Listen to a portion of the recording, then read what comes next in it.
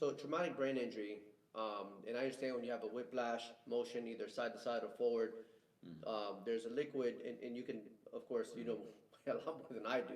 Yeah. We just help people recover for their injuries, but a liquid inside that protects the brain a little bit, but because of the impact, it crashes back and forth in the skull walls. But if you can just kind of elaborate more on what you've seen on the traumatic brain injuries.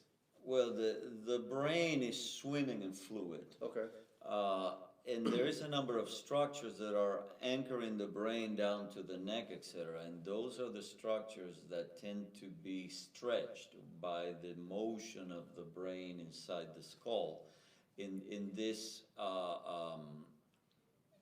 deceleration injuries, you're going at 80 miles per hour and all of a sudden you're at 0 miles per hour. Of course. Your brain wants to keep going. And when it does, it stretches a big number of possible structures inside your skull that can cause the traumatic brain injury. There could be even bleeding from that. Now, and I've heard the statistic, and I don't know how true this is, 70 to 80% of CT scans miss traumatic brain injury because CT only shows if there's hemorrhaging or blood in the brain. But have you heard anything of? Yeah, CT scan has a very low sensitivity for traumatic brain injury, unless there is a bleed, which is thankfully not very common because of how strong the skull is. Of course. You don't see evidence of traumatic brain injury in a CT scan, which is what is typically performed in ERs. What do we see? What are the common, if somebody was out there, what are the common symptoms, I guess I would ask? If somebody said, and you know, we've heard, I just don't feel right, or I feel dizzy, or what have you found is the most common symptoms of when you?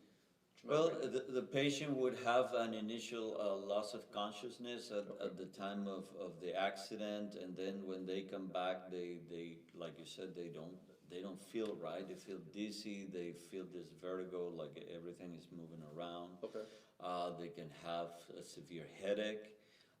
And then, which is the most concerning, is that these symptoms may dissipate initially, and then they would start having chronic symptoms of traumatic brain injury, which would even include emotional liability, problems like that. Yeah.